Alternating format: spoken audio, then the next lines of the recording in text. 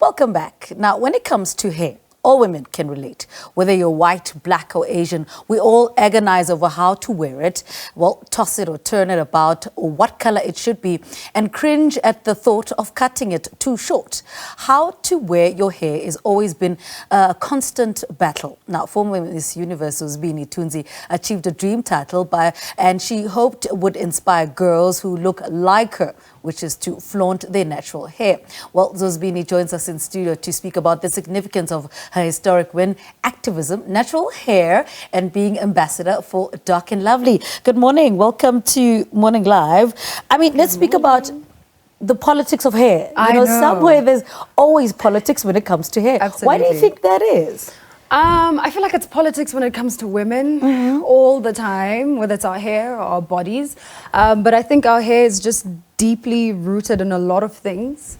Society, where you are within beauty, social class, and it's just a lot of things that come with it. I don't know why that is. I don't know why we just can't be. But for some reason, it's just so attached to a huge part of who we are. It's just more than just hair. Yeah.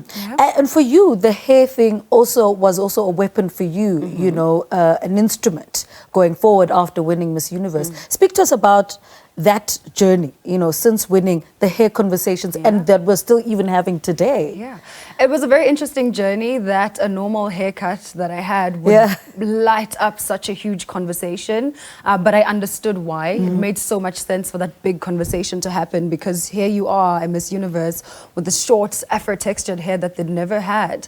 Because when it does come to African hair, there is a lot of conversation. Yes. Is it beautiful? Is it professional? And so because it had never been seen before, it was such a beautiful movement for people to see it happen at the global center of beauty and at the center of just all these magnificent conversations. And I loved being a part of it, found it offensive at times because why so much chatter about what grows naturally at the top of my head. But I was happy to have those conversations because it meant we were moving forward and opening up more conversations about women who look like me and have hair like mine. Speaking of hair, now you're ambassador of Dark and Lovely. And when I think Dark and Lovely, I'm thinking relaxed hair. You know, how are you driving that conversation away from what we traditionally know as Dark and Lovely? As Dark and Lovely.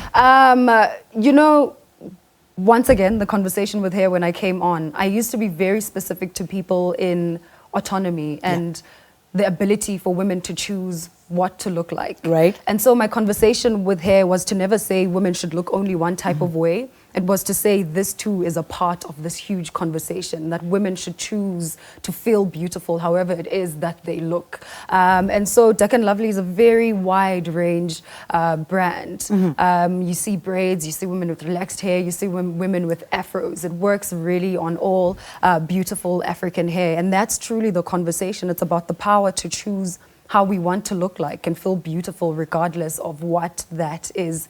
It's about not excluding any certain groups of people because we choose different things. Other women love being in weaves.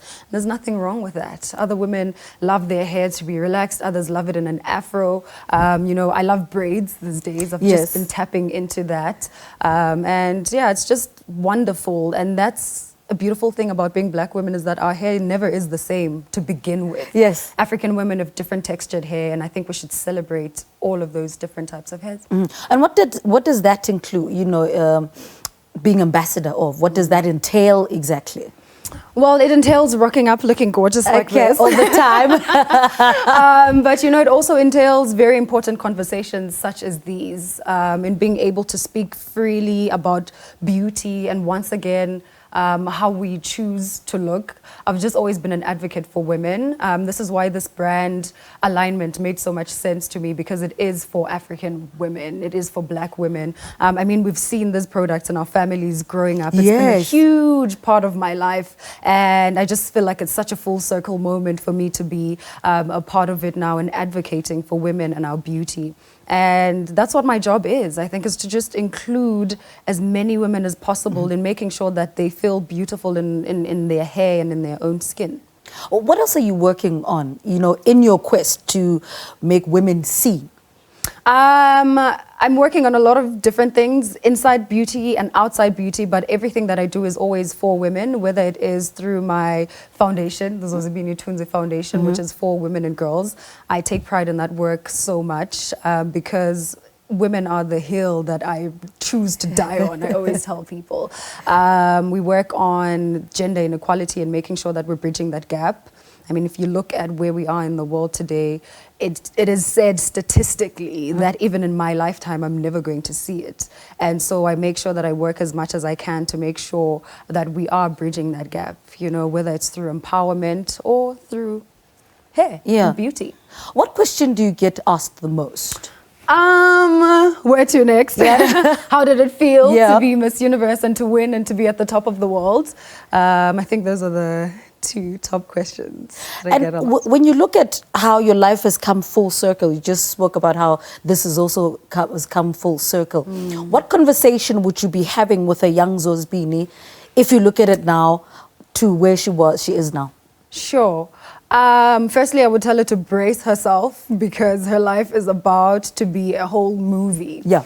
I would tell her to be a little bit more confident in herself. I did grow up quite shy, and then I got into public speaking and I got into debate, and it gave me the confidence that I needed. But there were so many times when I was in a room and I had so much to say and I had so many opinions in my head, but just scared to lift up my hand and to speak my mind. But I think I've overcome that. Sometimes a little bit too much. Yeah. Sometimes I speak my mind a little bit too much, but it's okay. I would tell her to tap into that a little bit more, and that she's about to have such a full, beautiful life. Lots of challenges to come, but a lot of beauty in it as well. All right. Thank you so much for coming through. The beautiful Zozibini in studio. I feel like it doesn't sound right to say former Miss Universe. She's Miss Universe to us. She remains it on some hair challenges and being the new brand ambassador for Dark and Lovely.